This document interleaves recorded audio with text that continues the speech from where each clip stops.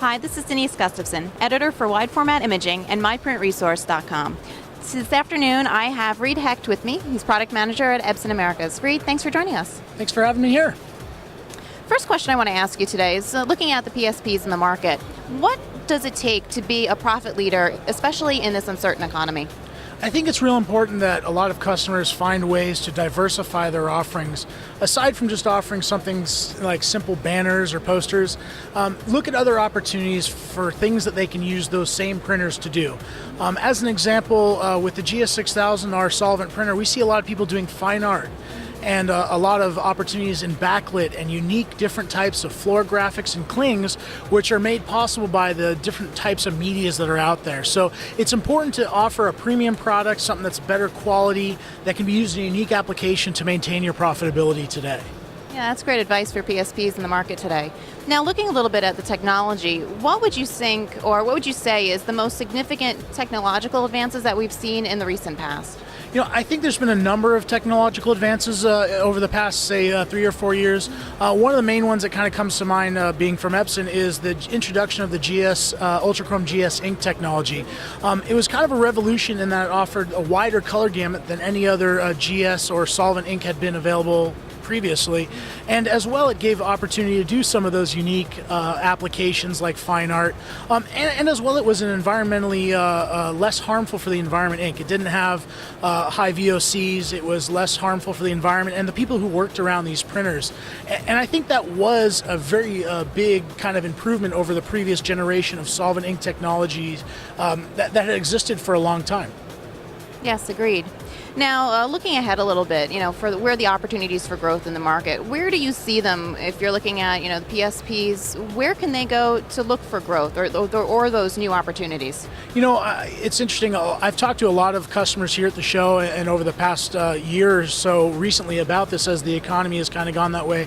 And I've given advice to people to go look at places you might not necessarily consider for a particular application. As an example, if you got a guy coming to you to build signs and do banners for them on a routine basis, ask them if there's other print needs they may have, or show them some of the unique applications like a floor graphic, or can you make a fine art type canvas print for their lobby? Can you do something different like a textile banner, something that they may not consider was possible and is actually affordable? Show them that, and once they see the opportunity, and what's great is that you're providing it to them as already your customer, that's one way to attack your existing customer base.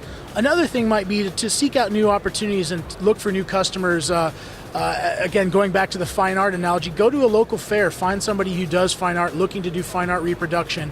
If you're looking for somebody, maybe vehicle graphics is an opportunity if you're a sign shop. Try to find somebody who doesn't maybe do vehicle graphics today, but somebody who needs a vehicle wrap done. There's all opportunities out there today. You just have to engage the customers and find out what kind of needs they have.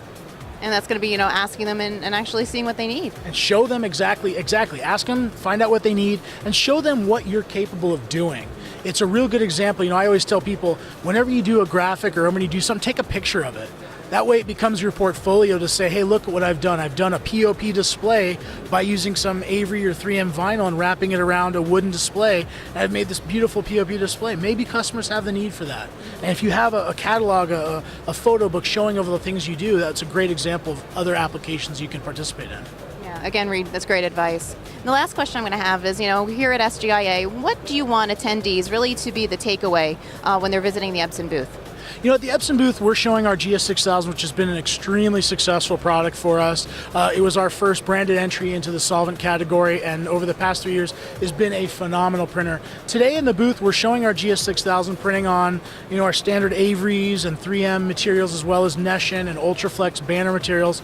But we're also showing some unique media, again, which allows customers to do those applications. One of the new medias we're showing is our GS backlight, just GS display trans material. Again, another application. We're showing our GS poster paper, inexpensive way that customers can use their solvent printers today to produce fast, high quality, almost photographic quality posters. So all of these different media applications are something unique that we're showing at our booth, as well as our GS6000. We're also showing some of our our aqueous products like the 9700, our 11880, which is by far the best quality 64-inch aqueous product out there today. So we're excited to kind of continue to show some of the applications and show people the different ways they can produce signs, both on the solvent side and on the aqueous side as well. Okay, great, Reed. Thank you very much, and thanks for sitting with me today. Great, thanks for asking me here.